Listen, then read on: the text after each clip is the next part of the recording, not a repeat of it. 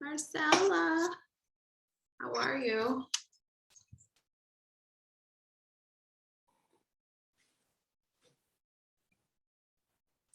How are you? Hi.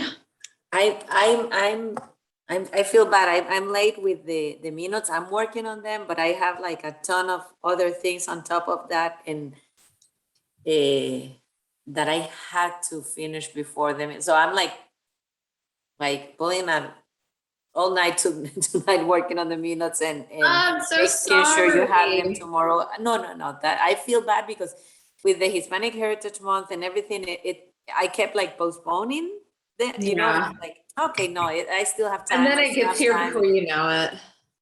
And now it's like, yes, I have to work on this, like, and I had to translate a big the budget proposal. So it's like Christian needs it like for tonight. So I'm still working on that. And then after I'm done with that, I'm gonna go ahead. Well, can Oh, done. you, since we can't send them out in advance or as much in advance, can you print out copies? We'll Okay. send it out online to make sure the folks Everybody. virtually have it, but And also I will print some copies for tomorrow. Yes, yeah. I will. Oh, by the way, I mean, while I have you here, and we're Hi, ladies. Mhm. I can look at that survey that I posted to see. Let me see why. I don't know why let me promote them to panelists. I don't know why some people is not able to go directly on the like main Zoom meeting. They're sent to the waiting list, waiting room. I think everybody's. How are you, Connie? I'm good. How are you? Fine, thank you. Lots of moving parts.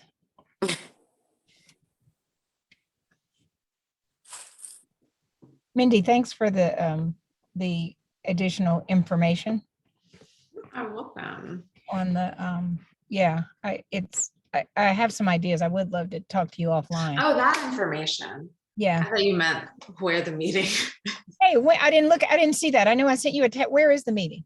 is at City Hall. The next two will be at Brookhaven City Hall. Okay, so Off of Peachtree Road. I can do, that's literally right next to my office. So I'm a yes. Do I need to still go in and literally fill out the form? Because I can. Or I can do it for you. awesome. Count me in. Cool. Yay. Very good. How many people do we have now? 3. Just kidding. We're gonna ask. Well, we are gonna have a lot of food because I ordered for 30. Oh gosh. What'd you order? Nukes. It's not don't get too excited. It's nukes. What is Nukes? Is Nukes sandwiches? Kind of, yes. Salad. And I ordered salads for the gluten-free people and also some portobello mushroom sandwiches for the vegetarians. Hey Janice, how are you? It's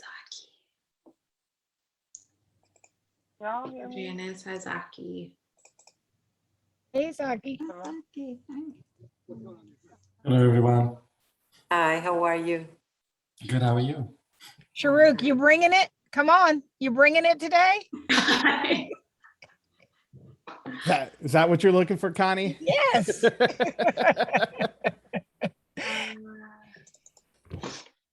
Let me know when you want me to start the Facebook Live. Hey, in full disclosure, my son is in the hospital with mono. And so if his doctor calls, I may have to like go off camera for a minute to answer the phone. So just FYI. Oh, I feel he feels better. So me too. Stop kissing those girls, right? No, all kidding aside, for it to call for hospitalization is it's bad, but not like terrible, but not good. Sorry to hear that, Connie. Hoping for a quick recovery. Yeah. Maybe they'll let him go tomorrow. That'd be good. yeah. Hey, Sharuk, do we have enough for a quorum? Think so. Yeah, we should be good. Okay, I'm gonna go and what's the Facebook Live? Sounds Give me good. a second, just 1 second.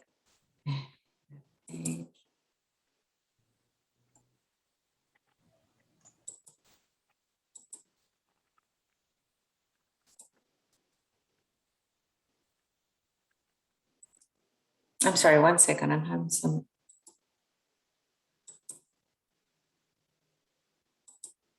Now we're going live now.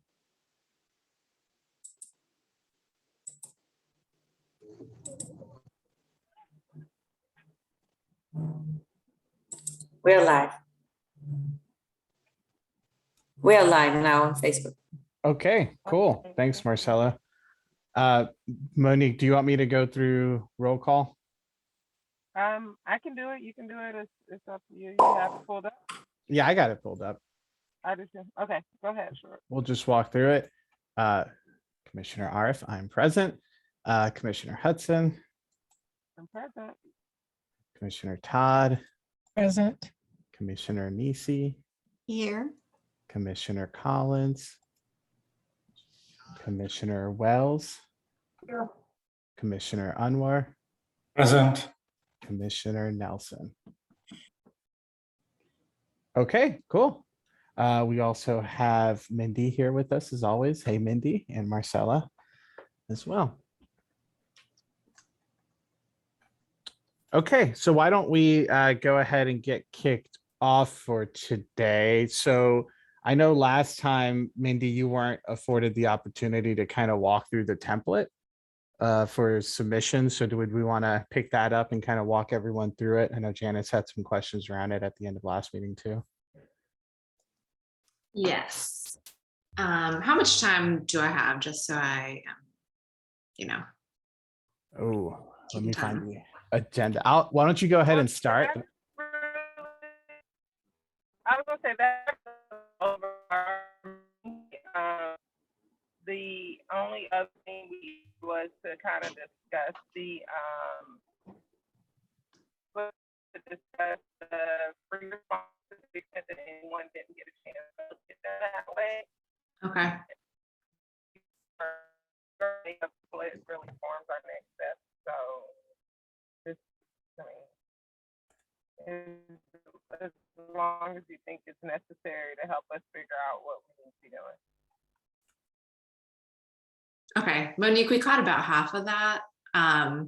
But what we heard was that share the free response. The only other thing is to share the free response and other things that we think will help.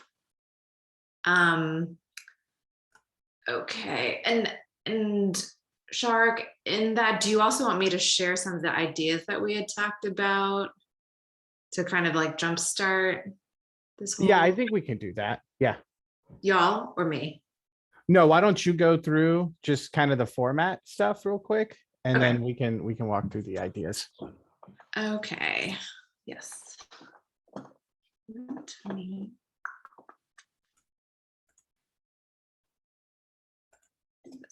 Okay. Okay. Move this over here. Oh, hold on. Let me start this over.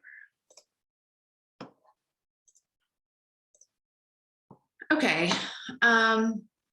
So I'm gonna flash to the template, but I did want to take 2 minutes to run through this development guide. I'm not gonna linger on it because it is in the it is uploaded to Basecamp, so you can definitely spend some time with it, and I want to make sure we get to the template. But just as a FYI, this is kind of the process overview. Don't let the dates stress you out, because I think we've been taking meaningful time to sort of work through some of the just issues and things that we've had going on. But our first step was to complete the stakeholder engagement, right? So we've done that. And what we tried to do last meeting, we're doing today, is review the template. I'm also going to share with you all a sample recommendation that we had drafted, which again is also uploaded to Basecamp.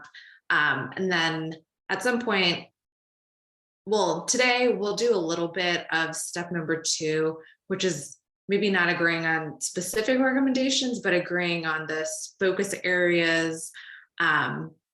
Then of course we need to draft the recommendations and then submit the recommendations.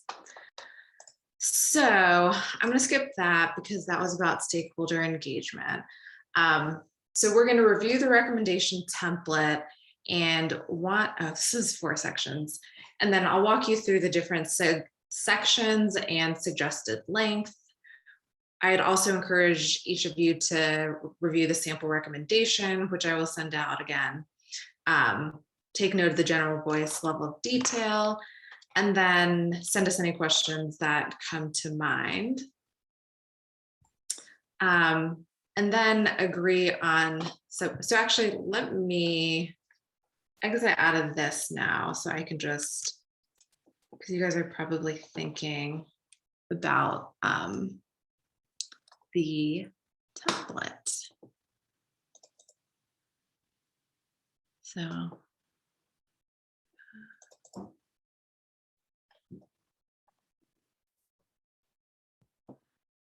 So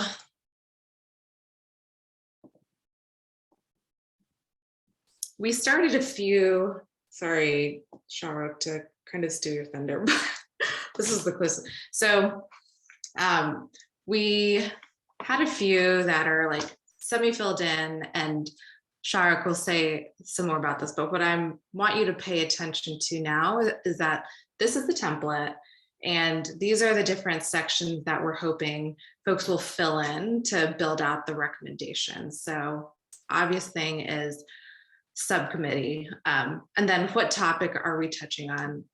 You all know by now that we've really focused in on 4 different areas. So I am assuming that those are our topics going forward, but up for discussion.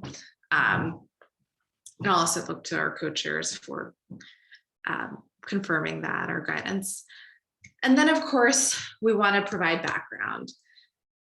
This is details on why this topic is relevant to the city of Brookhaven, and include, it's in this part that we want you to include supporting details. Was it a policy that made this stand out to you? Was it something that the community said that made this stand out to you? What's the background as to why this bubbled up to the top for us? That's the background section. Then we want you to get into the issue, really dig into why this is an issue or a problem.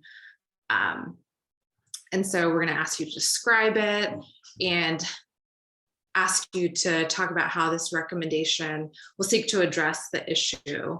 And of course, this is a good place to explain how the recommendation might begin to advance equity and social justice.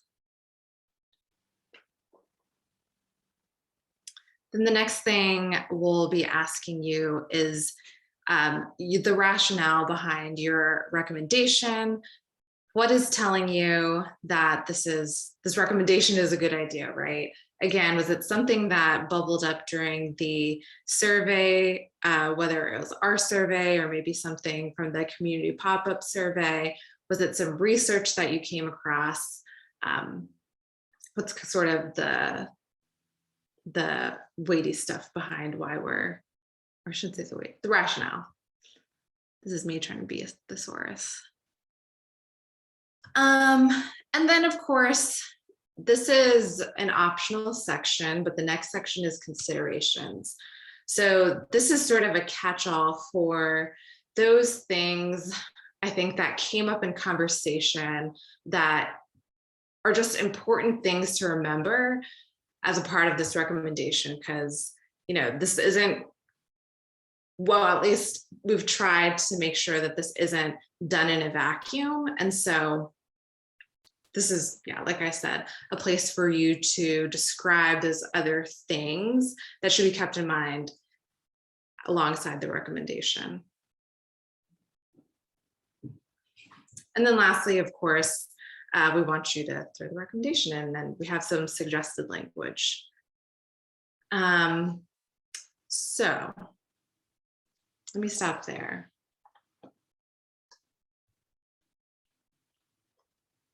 Any questions?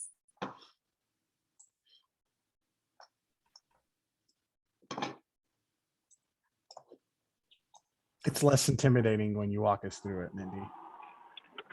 Oh, good. Yeah. Mindy, one of the things that, can you hear me well? Yes. You can? Okay. So one of the things that I just wanted to point out to the team was that a lot of the background work for this was kind of what we did in our 4 Ps, right? Like where we are identifying the problem, why is this a problem, who, you know, those types of things. And so, you know, don't abandon your other really good work. Figure out how it, you know, continues to be informed by maybe our community engagement. I think more so, like for Connie and I, ours will be more informed by, you know, outside research.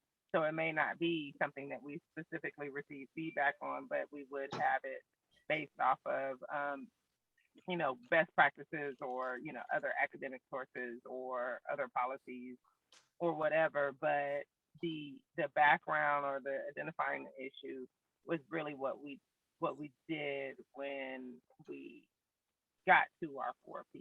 So hopefully you don't feel like you're starting from scratch here.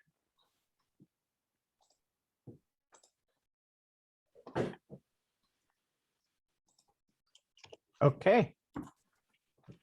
So I know Mindy had sent out the new summary view that had the free response kind of in one section.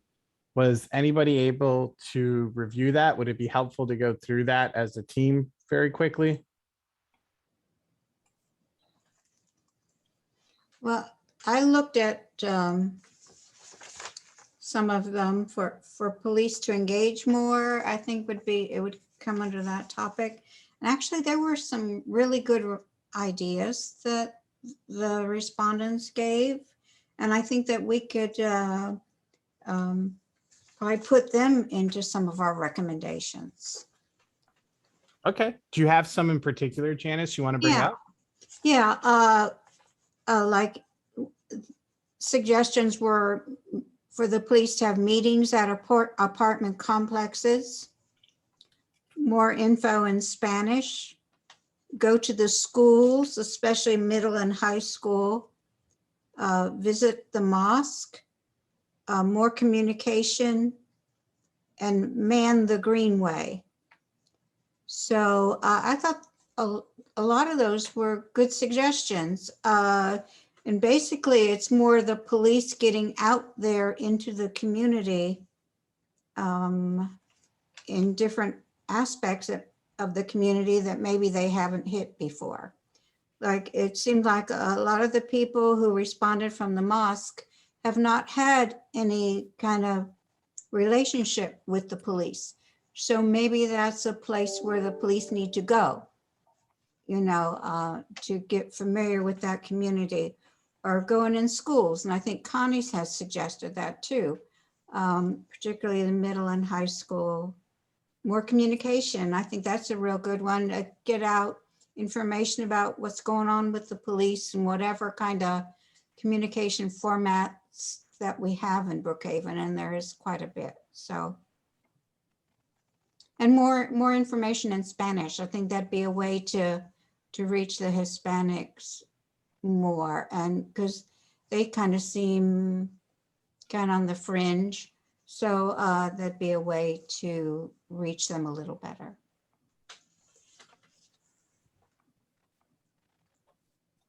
Does anyone else have thoughts about any of that?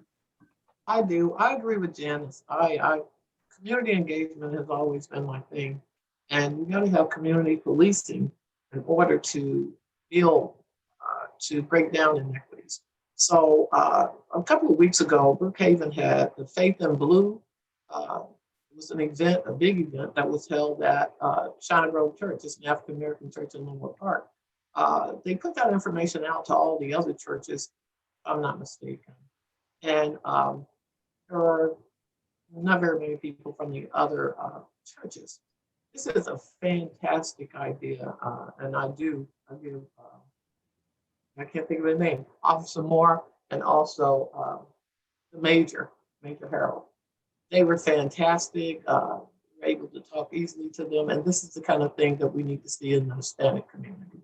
We need to see more of that community engagement, where their kids are not afraid of the police, and the adults aren't afraid of the police. So we see them in a different light.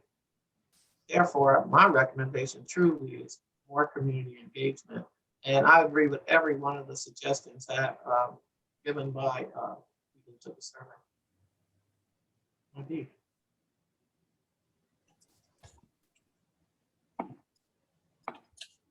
Anybody else? I can go. Just looking at some data points and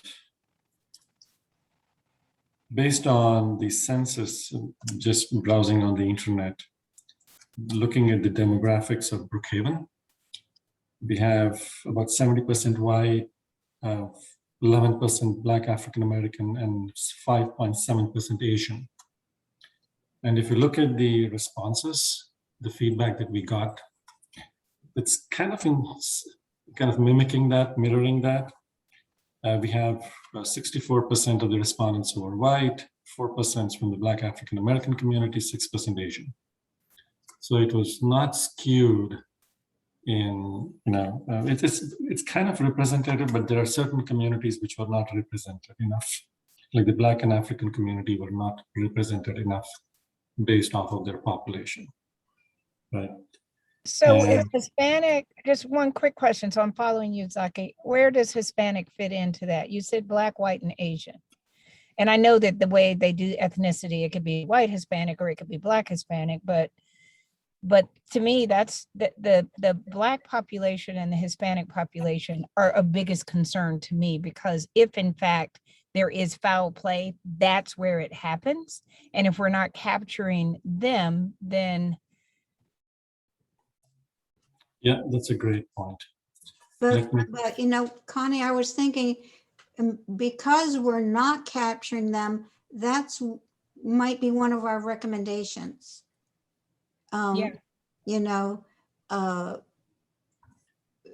Maybe that's where there needs to be more outreach to the Blacks and Hispanics. I'm sorry, Zaki, I cut you off. I agree, Janice. Yeah. Yeah, no, that's a great question, Colin. Give me 1 second. I can quickly, I'm doing some numbers as we speak.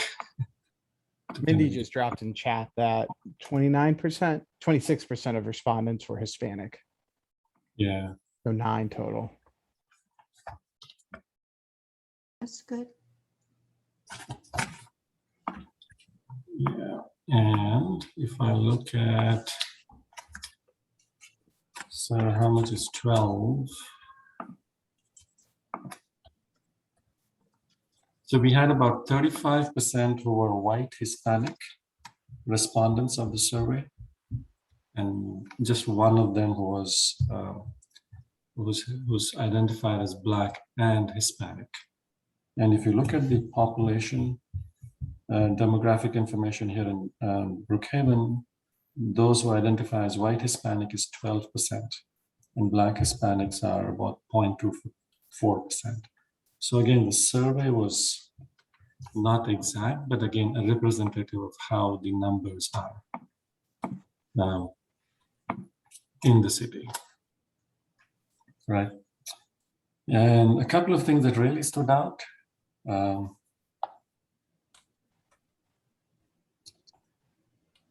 Is that maybe we did not get, I don't know if it was in the framing of the questions or whatever, but we did not probably get the answers that we should have gotten.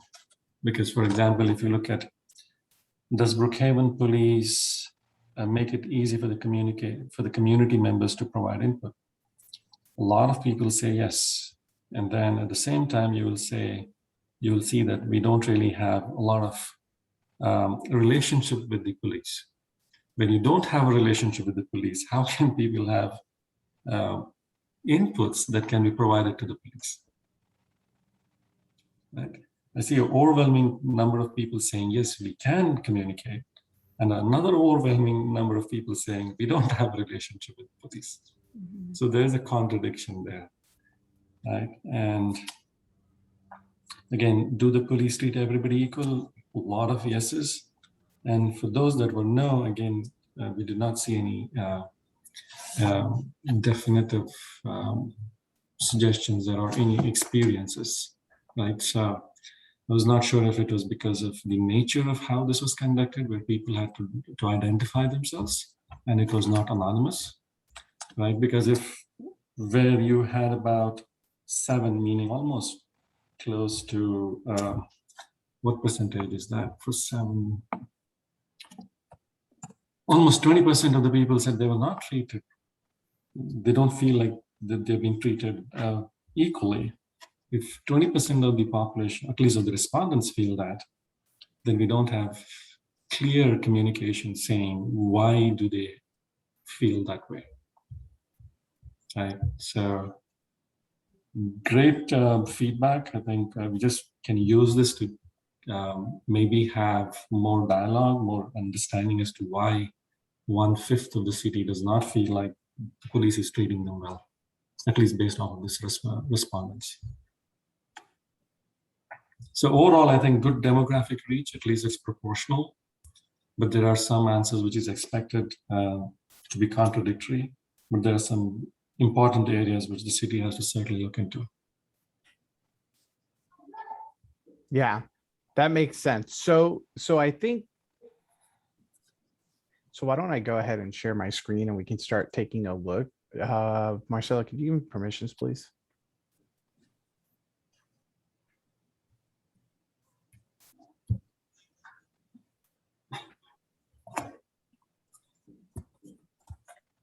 Awesome, thank you. So I think a lot of the ideas are good ones, and I agree with generally all of them. I think part of the difficulty in the framing of the recommendation is what do we, how do we make it so that it leads to something that's sustainable, right? So Janice, as an example, I think going to schools, especially, you know, where there's majority Hispanic students and stuff like that, and doing outreach campaigns is pretty good. But the challenge is, how do we frame that into a recommendation that creates the same opportunities for all the communities that the officers are engaging in, right? So if you were to give something as specific as make sure you're going to Hispanic majority schools, does that leave other people behind, right? Whose voice should be heard and stuff like that. So as you and Kathy were kind of talking through it, in my head, I was thinking that they should probably, at the very least, have some community engagement plan, right? And maybe we can inform that with some of those ideas that you guys were talking about, like faith in blue in more places, or even in different religious groups, right? And in different languages and stuff like that. But just kind of like having a recommendation around having this sort of community engagement plan, and then being us informing based on what we've heard, what can go into it, right? But maybe that we can work with Major Herald to figure out what it kind of looks like and what they plan on doing today, and really flush it out. That to me feels like it kind of brings it up to a level, which creates a process, right? Because if you can create a process around it, then that process can be repeated rather than being one-off. Does that make sense? Sure, I'm not sure I followed you. I in terms of you were talking to the recommendation of going into the schools that are, I guess, heavily Hispanic populated, and you were saying we need to do all the same things for other schools as well. Is that the essence of what you were saying? That's the essence of what I was saying. But that's not equity, and so what so it makes me think about when we were talking about the dinners and some of the questions that came up, and even an earlier engagement that I thought was awesome, where what's his name from Oglethorpe, but nonetheless, the point was, hey, what about me in terms of the gay population? And the point of what our charter is, or responsibility, it is about race. And so, and it's about race equity. And so if it's about race equity, where that puts my head for us, our committee to consider is equity is not the same. It's access, it's balancing the starting point or the opportunities. It doesn't mean that everybody gets the same thing. And so I'm just wondering if we might want to, unless I misunderstood you, if we may want to engage around the difference in everybody getting the same, because that keeps it unbalanced. If we're saying that the Hispanic population and the access, and whether that's language or whatever, is the same as the dominant culture. Does that make sense? No, sorry. Well, equity is not equality, and that's what that's the point that Connie's making. And so when you strive to do the same thing for everybody, you're going to continue the inequalities that already exist. So if, you know, For the marginalized population. For the marginalized population. So if one person already has a full cup and then another person has a half cup, if we come in and we say, all right, we're going to give everybody a quarter cup, you know, then the people who only had a half a cup, they're only going up to 75% or 3/4 of a cup, and then the other folks' cups are going to be running over. And so equality says you give everybody a quarter cup, but equity says you give the people who only had half of a cup another half of a cup, so that everybody now has a full cup. So I think when we're talking about what our charter is, our charge is as a commission, you can't say, oh, well, we're going to recommend that the police go into all the schools so that, you know, everybody will have a chance to engage with the police. Well, that's not what we're here for. You know, if we felt like there's some benefit to marginalized people for them to have these personal relationships with the police, which I'm not sure that I'm there, but if that's what the people working on that particular sub area suggest, then they just need to go to the marginalized people and not necessarily extend themselves to schools that don't need it right. Monique, you went on mute. It's just not that's not the work right now. That those communities may already have relationships built different ways and don't need extra face time, if that's what we're saying.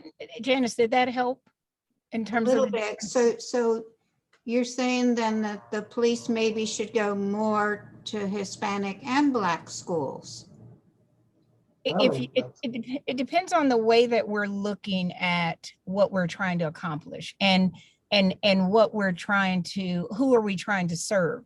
If in fact we believe that the dominant white culture population benefits more from or gets impacted less by police brutality, let's say, then we don't necessarily need to go to that population to rectify the situation. We need to be going to the population that is having the challenge or the problem. It's like if we've got 50 houses on a street and one house is on fire and all the houses are worth $1 million. I don't even care what the race is.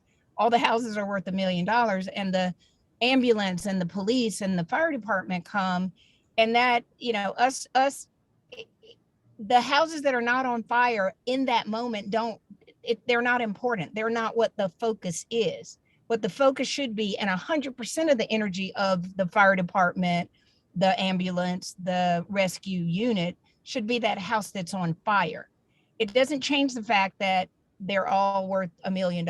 It doesn't change the fact that those other houses are important too. But based on what we're trying to accomplish, having the fire department stop at every house and say, hey, how you feeling? Are you okay? Is anybody inside on fire? Is going to put that house that's on fire in even more jeopardy. And so if in fact, which our whole commission is about race equity, I don't want to lose sight of that. It's about race equity. It's not about equality. And if that is the case, then we need to be really focusing on the marginalized populations and making sure that they have equal opportunity to have a voice and weigh in and have a relationship, to Kathy's point, to your point, Janice, with the police, and not be racially profiled because they're Black or Hispanic. And the only way to do that is to afford a different kind and maybe even more attention to that community. Because if in fact we're doing bullying data and we're putting our arms around information that is heavily populated by dominant culture, we're still silencing the voices, not literally, but we're still not incorporating the voices of where the change is needed, or of where the attention is needed, or where the education is needed, or where more experience is needed. So that's the point of what I'm saying. I don't want us to lose sight and shift. Not that I'm saying that's what you were doing, SJREC, I just want to understand, but I don't want to lose sight of equity versus shifting equality. Yeah, because that's a big deal, and it's easy to do. No, And I think agree. I agree with you, Connie. I agree. I do say that let's keep in mind how many schools that Brookhaven actually, that's in Brookhaven. I think they have only one high school, is Cross Keys. They have a couple of elementary schools. The ones that are more heavily populated with the people that we want to reach, probably Montclair and Dresden is in Shannon.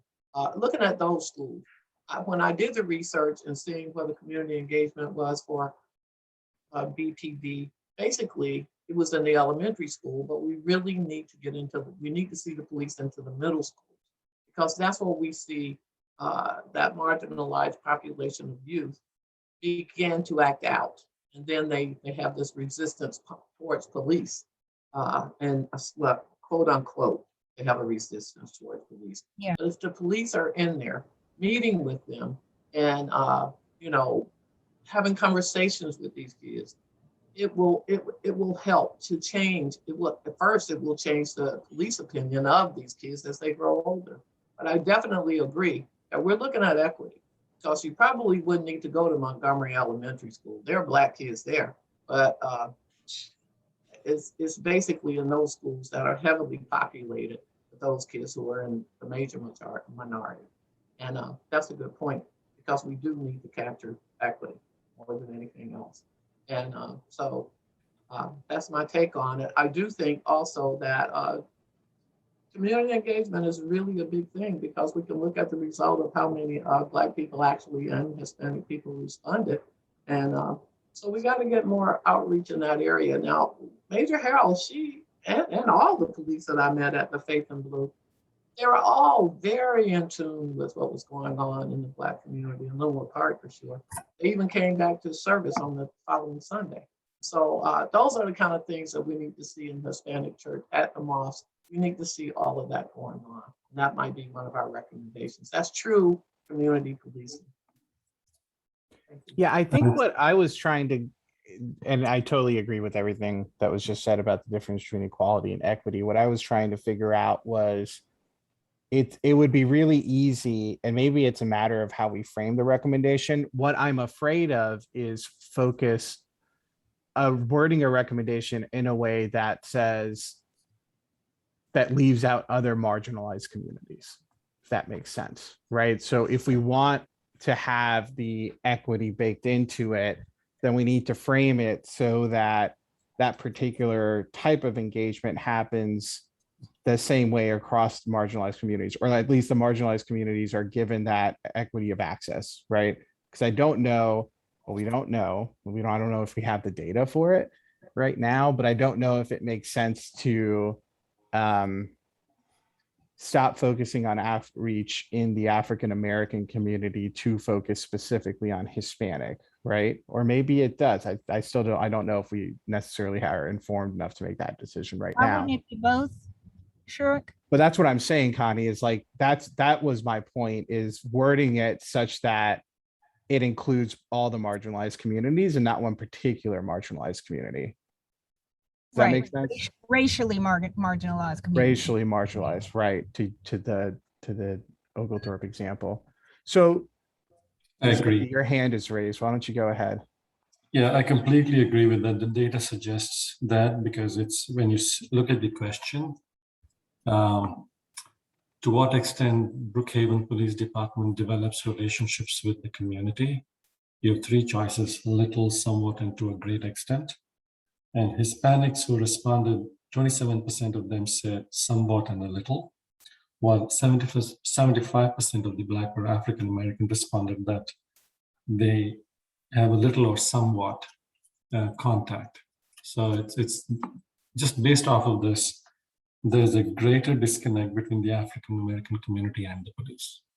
Yeah, that's a good use of the data we have, Seki. Thank you. So what if we made it, the recommendations, a little bit more specific around, and I don't, we've only got 20 minutes left and we got three other groupings here. So maybe some of this needs to move offline, but maybe it needs to be something more particular about like school engagement, and particularly calling out the schools in Brookhaven that we know about that could use some programs, or mosque and Asian church, or whatever the different places of worship engagement, and something around, oh, I don't know, making sure that they're engaging at least once a year by hosting an event in that community in some way, shape, or form, or participating within that community, so that it's not just like a broad community engagement plan, but breaks up like the portions of that across those different segments that we've analyzed as gaps, and builds particular recommendations across the marginalized community. Does that make more sense? I think it does. I think we're talking about areas where people are, congregate, maybe places of worship, schools, community centers. Community centers, yeah. Yeah, and I think what's important there is that they involve the community, the schools, in what the planning is.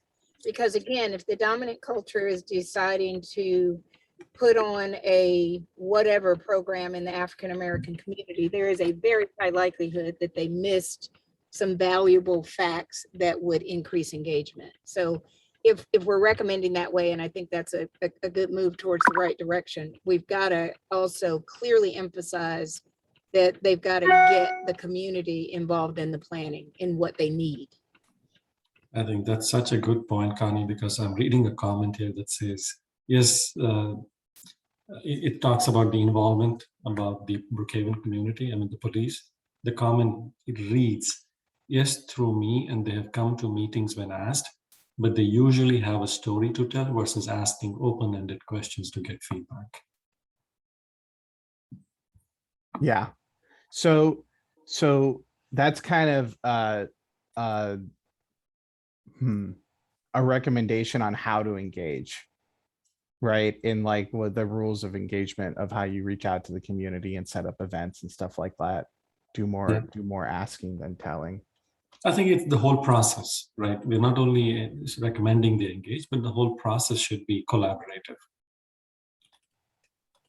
I think that's a good word, Zaki, for it to be collaborative, or even the recommendation for them to maybe participate in already, planned events by these organizations. Not necessarily come with your own event, but to engage through the things that they already deemed important and established, which would probably be, okay, one of the things that I did want to point out, in just that what we learned in our executive meeting regarding the recommendations pieces, that we are definitely here to, I guess, create the policy and be careful when we get into dictating how it's to be implemented.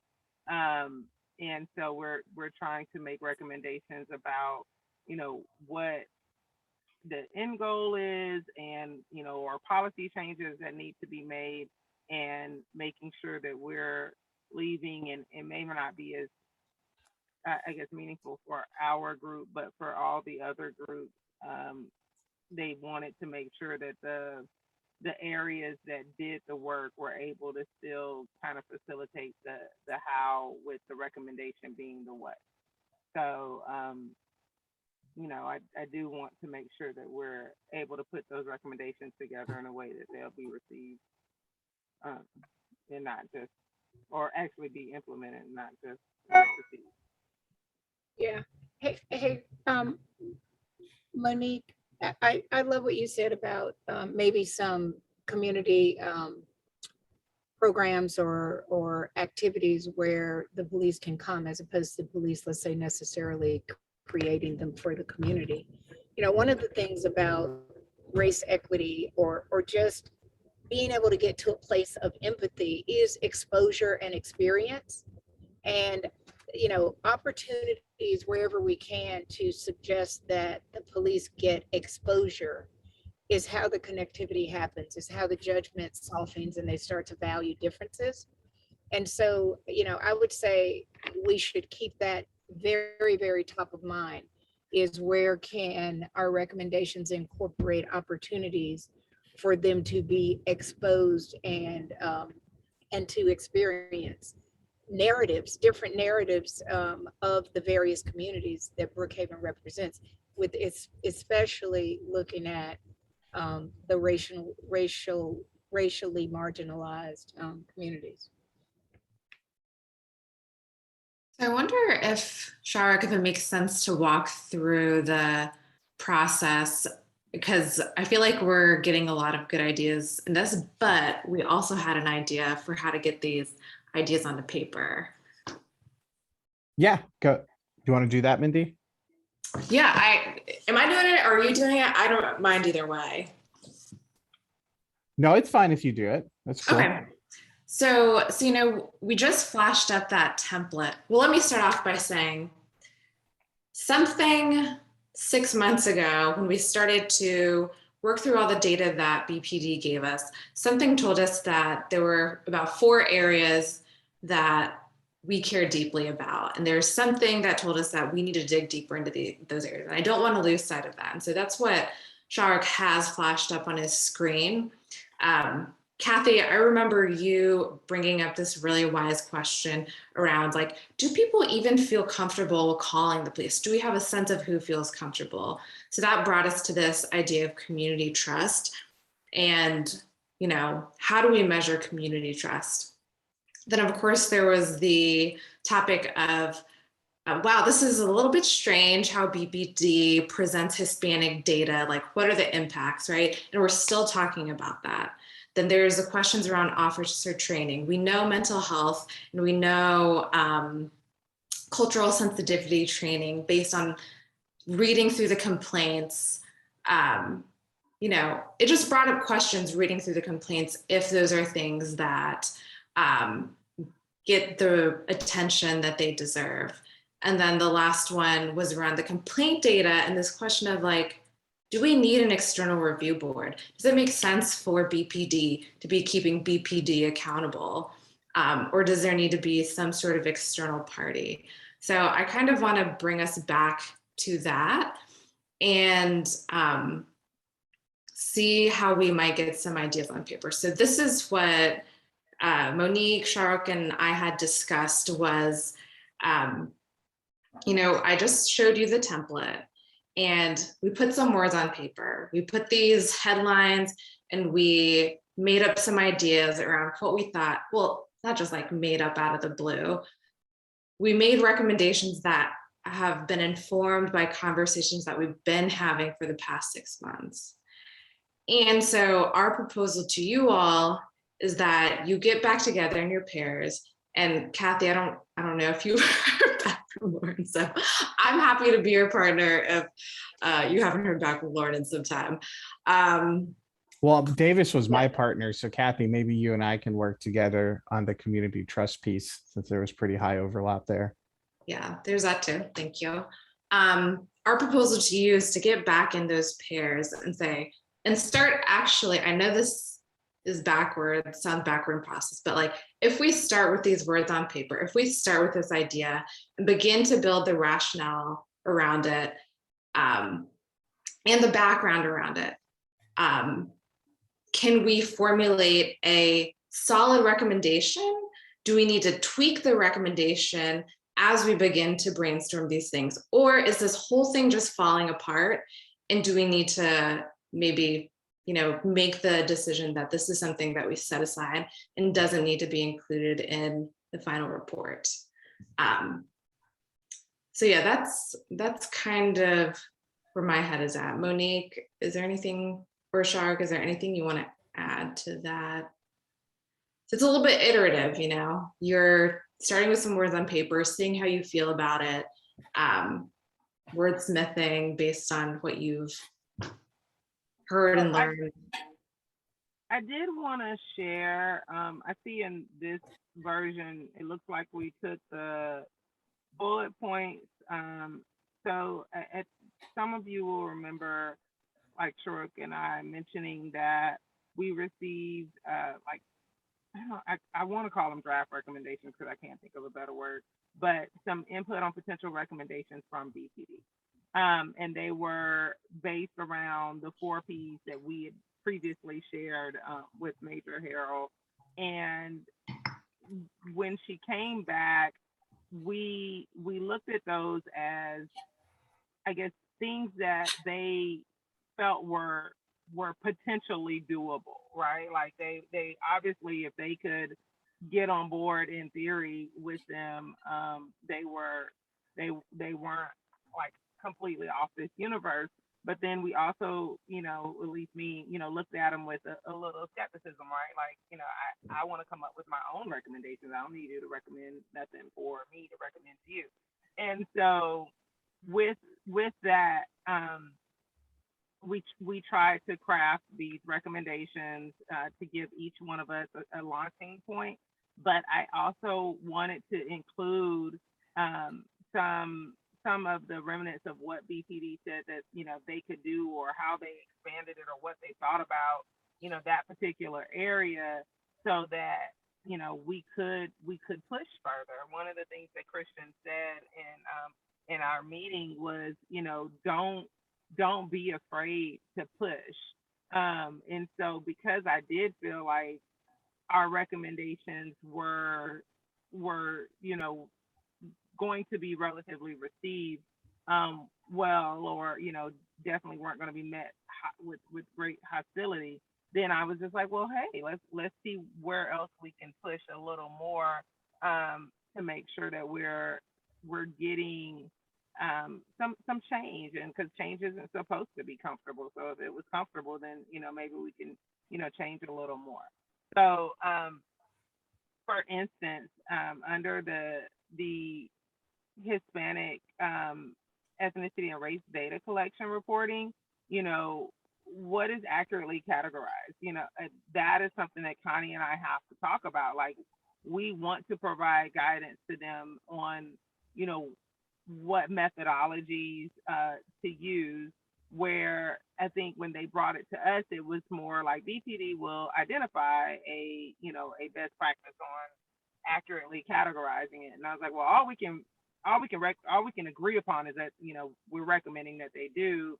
How they go about doing it, should we be prescribing or suggesting a methodology?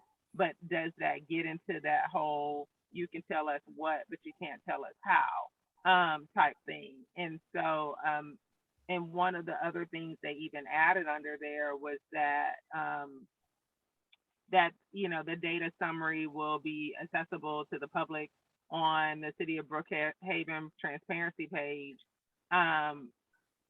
That, I guess, is something that they're continuing to do. And so I don't know if, we need to specifically say that.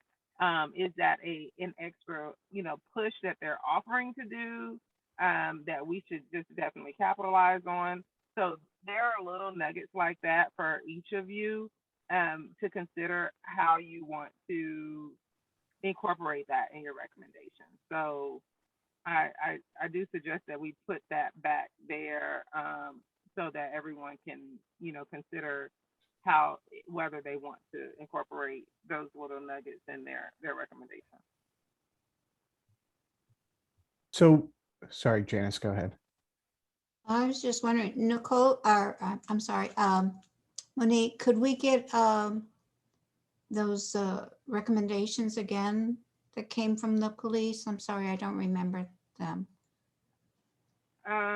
Yeah, I mean, yeah, you can. I don't know that they were, I think they were just part of like an email chain. They may not have been specifically, you know, given to the whole subcommittee, so we can definitely Yeah. share them that way. But just so that you can see it and compare it. I think that it's helpful to make sure you guys know that, you know, they did have input, and we also kind of drilled it down in a way that we thought was meaningful as well.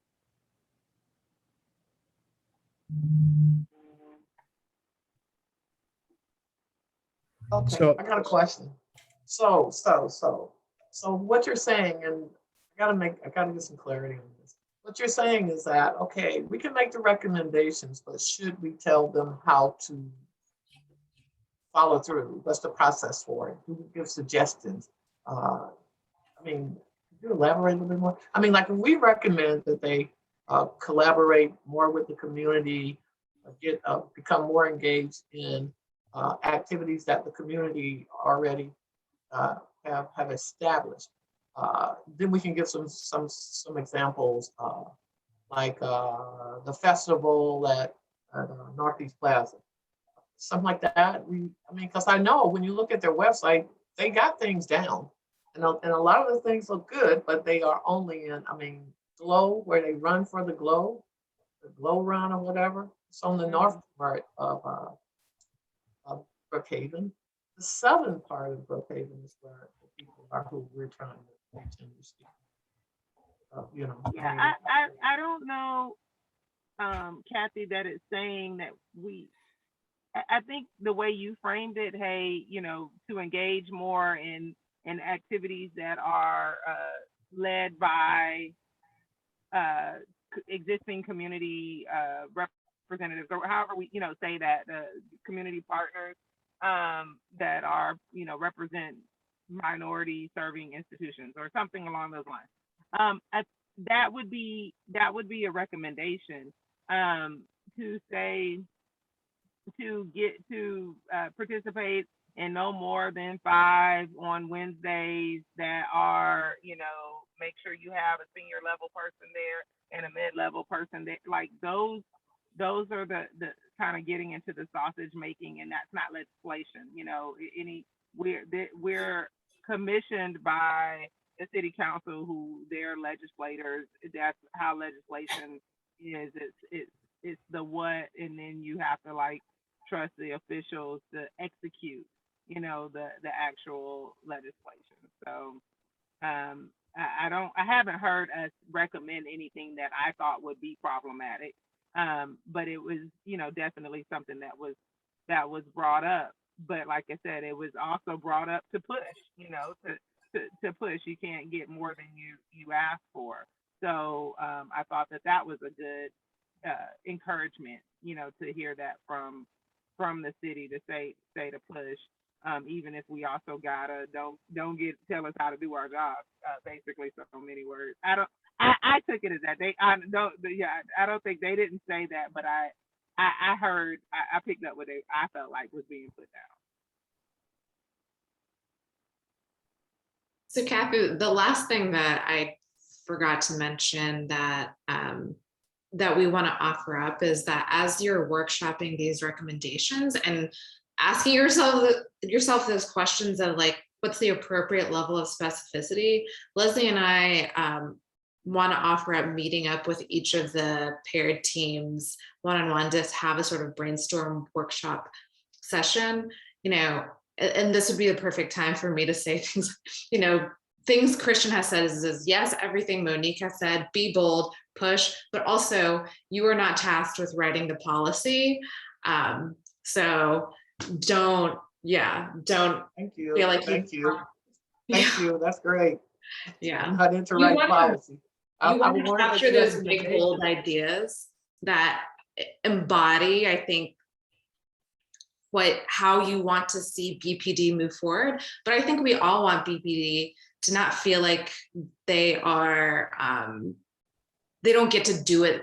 Well, they're, they have a way of working and they will have to be the ones to move this forward. So you want to give them a little bit of space to, use their own sort of will. And I think, Well, as far as community engagement is concerned, when I look at their website, they have some they have reasonable, in my opinion, community engagement.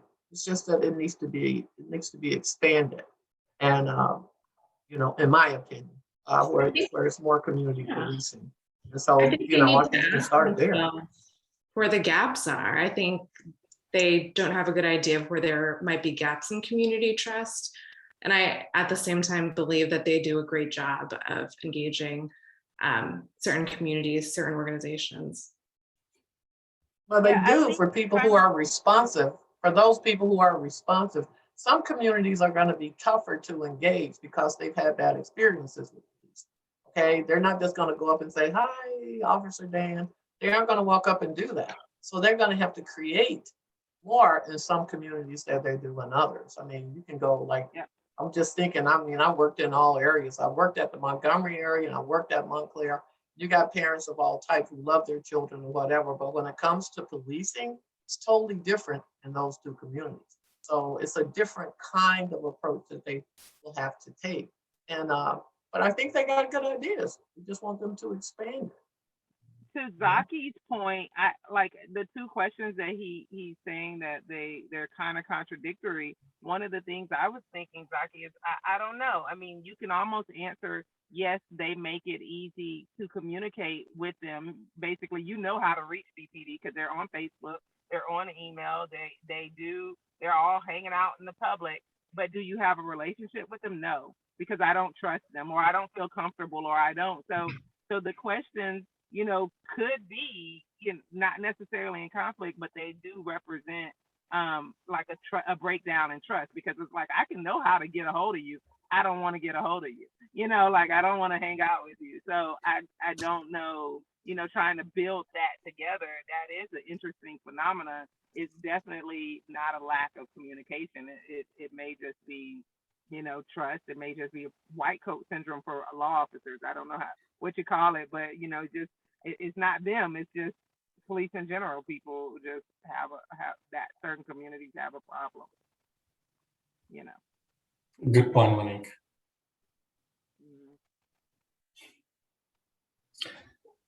So what do we have assignments for the groups, and what are we working on?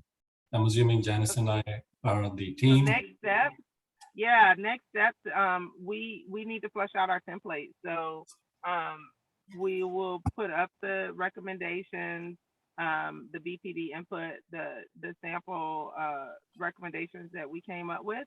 And it's my understanding that at tomorrow's meeting, we're going to have some time to break out into our subcommittees, which would mean that you can use that time to work with your partner and try to go ahead and develop your recommendations. And then should we have a timeline for posting them to our base camp, Mindy, SJREC? Yeah, I think that'd be a great idea. So let me go back to see what the ideal timeline that we told the full commission. So, okay, so I think we want initial drafts in 10 days. That's Friday, the 30th. And then everyone has a chance everyone on the subcommittee will review everyone else's drafts and provide feedback. And then we'll edit it, and we need to get the final ones into Tawana and Leslie by the 12th, which is, I think, a Thursday. So yes, this is all, I will send this out again. And earlier I sent out the link on Basecamp where you can find all of this stuff with the dates. So Well, how does that sound? How does that sound to folks? I know it's ambitious, but So if by our next subcommittee meeting, we have fleshed out our templates and the whole committee has looked at it, which would be the 3rd of November.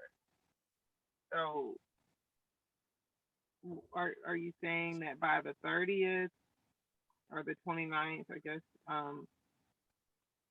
to have it done and circulating amongst the subcommittee? mhm, Okay. And then they need to be out, like ready to come out of the subcommittee by the 10th, 12th, the 12th. November 12th. Yeah.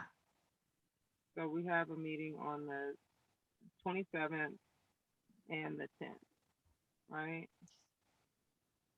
So, yeah, I mean, I think if our meeting on the 10th is just to finalize them and so that they're ready.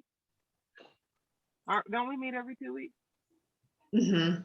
I think Oh, we're that's meeting not on right. the I'm 3rd. sorry. The Yeah, 3rd. the 3rd and the Okay, yeah. 17th. My calendar's a little off. I'm sorry. You're right. So it would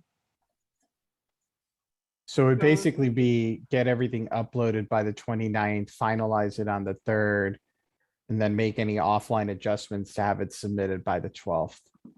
Right? sounds We wouldn't good. have another meeting in between there. Mhm. Sounds good. And then maybe we can like not meet after that, the 17th. Like what would we meet about? So yeah. Okay. Yeah, that I think that should work, Mindy. I think we have to keep it aggressive to meet the deadlines, given that we have one meeting between now and the 12th anyways. Yep, sounds good to me. All right. I am traveling next week. It's been a common theme in my life lately, as Mindy and Monique know. So I'm headed to Vegas for a trade show. But Kathy, why don't we get started? Big show, sure. What, what was that, Connie? No one believes you. No. No, I'm just going to Vegas for fun. No, I promise it's a trade show. It has to be, otherwise my wife would be really upset that I'm ditching her for a week. Next week also, Monique, we can work something out. I'll be on West Coast time in Portland and Seattle for work. Well, the 30th, I think, I mean, we can get a lot done tomorrow and before then. So, and then we'll have time. So the dates are the 30th to circulate to the committee and the 12th to get to Taiwan. Cool. Okay. All right. Does that make sense to everybody? We'll get it kicked off tomorrow in the commission meeting then. Okay, Yeah. just go back over, I just need to know the timeline, so I can get my head around it, because you said the 29th, you said 10, 29th. Sure. Yeah, And no problem. so, kind of like, So just need to I'll know. I'll hit you with it here, Kathy. So Yeah. on the 21st, which is tomorrow, Mhm. we will break out into our duos and start working on the recommendation template, right? That needs to be finalized and not finalized, but the draft version of it needs to be uploaded to Basecamp by the 29th, which is next Friday, for review from the rest of our subcommittee members.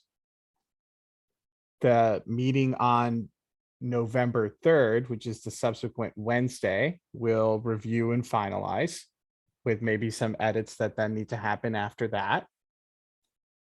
And that following Friday, November 12th, is when we need to have this submitted to Taiwana and Leslie for their review. Gotcha. Okay. So are we having a meeting tomorrow? A commission meeting, yeah. Commission meeting? Okay. I'm gonna be doing it virtual. I'll be virtual too, Kathy, I because got my a wife's got to babysit, work. so Yeah, I'm I'll be also there. babysitting. So we'll do our duo meeting virtually. It'll work out perfectly for us. Perfect, yes. Yeah. All right. We can even like set up a different Zoom and just pop out. Yeah, which would be perfect for me. Yeah. It's not to give me more time to think about Yep. it. Okay. Well, we're a little bit over. Any other questions? Zaki, will you be at the meeting in person?